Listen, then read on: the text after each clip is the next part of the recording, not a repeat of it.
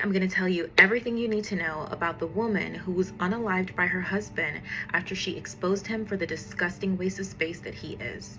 Let's talk about it. Sarah Gilson was born on November 3rd, 1982, where she lived with her family and she was the youngest of four.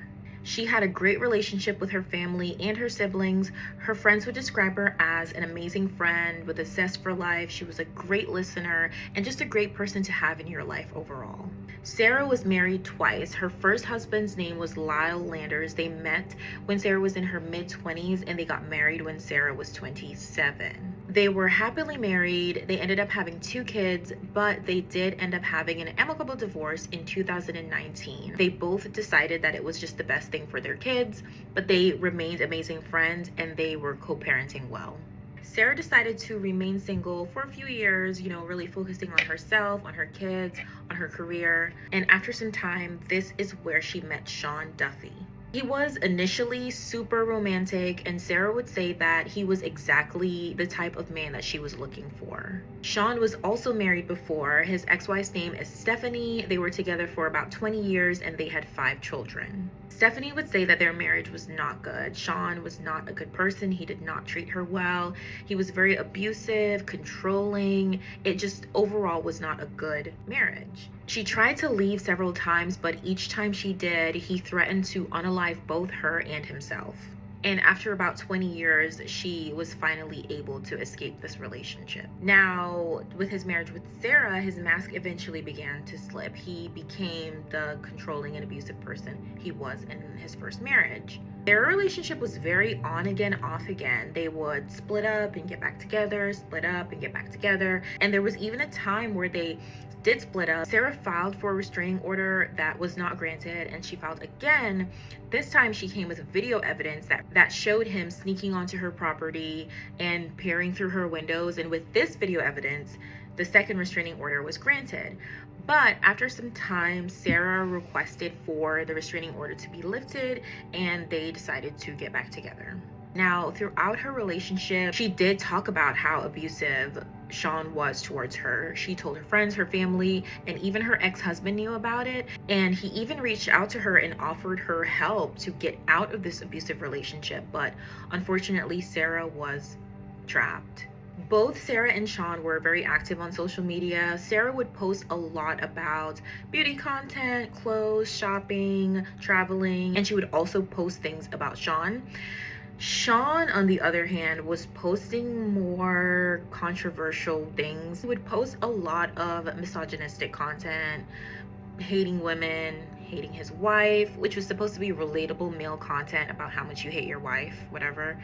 Just weird content, being mean specifically to Sarah, but to women in general. Sean worked as a basketball coach for an independent travel girls basketball team, and it was one of these little girls that Sean began to form an inappropriate relationship with. He began grooming her, messaging her all the time, and then the messages just became increasingly inappropriate. Whenever they were away for games, he would invite her back to his hotel room, and he would schedule one-on-one meetings with the girls on the basketball team, claiming that he was doing this to discuss basketball tactics. But I think that he was only doing this as a way to kind of scout out who he felt like he could groom. And unfortunately, he had a victim. And it wasn't long until he began assaulting the girl. And on top of everything, he would pay her money to stay quiet. On June 9th, 2026, there was a basketball event at an elementary school where Sean's basketball team was playing. And it was during this time where he decided to have a private one-on-one meeting. He selected the same girl that he has been assaulting, invited her to this different room, like this different space, where he forced himself onto her. At this time, while he was forcing himself onto her, there was another basketball coach that was looking for Sean, and he went to this room, this area where he thought that he would be, looked in the window and saw Sean assaulting the girl. And it's so disgusting and shameless that he would even be doing this in the first place, but it's even worse that he's doing it in an area where anyone can literally walk by and see him.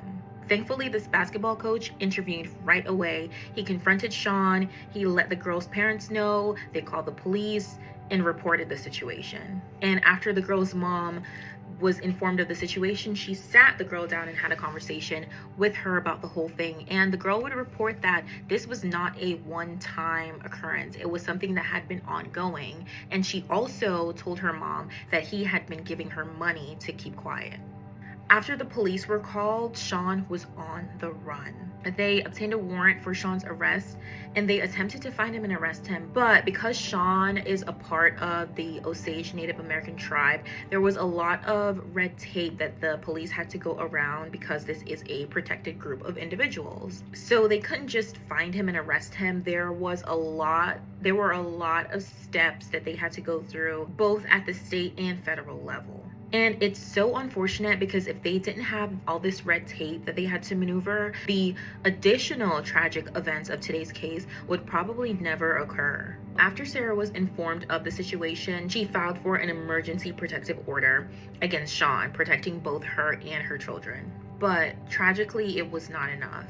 A month would go by and Sean was still on the run. Sarah decided to take part in the Netflix documentary TikTok trend, and this video ended up getting over 15 million views, and to this day it has over 30 million views. So it went absolutely viral. People were extremely shocked but very supportive towards Sarah. Now, after the video goes viral, Stephanie, who is Sean's ex, saw the video and reached out to Sarah saying that she was really worried about how Sean would react when he saw the video because she knows how he is. And unfortunately, Sean did see the video and he initially responded on his own social media where he was accusing Sarah of lying, and she was saying all these lies about him on the internet for clout, essentially, which we all know is not true. After this, Sarah makes a couple more TikTok videos related to moving on from the incident, just how it's nice to have support from friends and family during this time, and how she wants to just put all of this behind her and move on.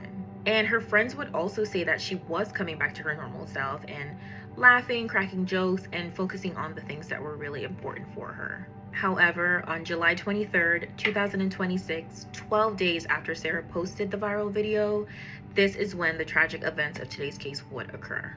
At around 11 p.m., Sean makes his way to Sarah's home. At around 11:15, a 911 call comes in from Sarah's address, and there's a woman on the line begging for help. We hear one, the call disconnects.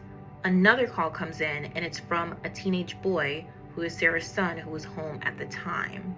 He reported that his stepfather had broken into their home, unalived his mother, and then unalived himself. Sean's 5 children have come forward and they've said that they're not going to give their father a funeral because he does not deserve one.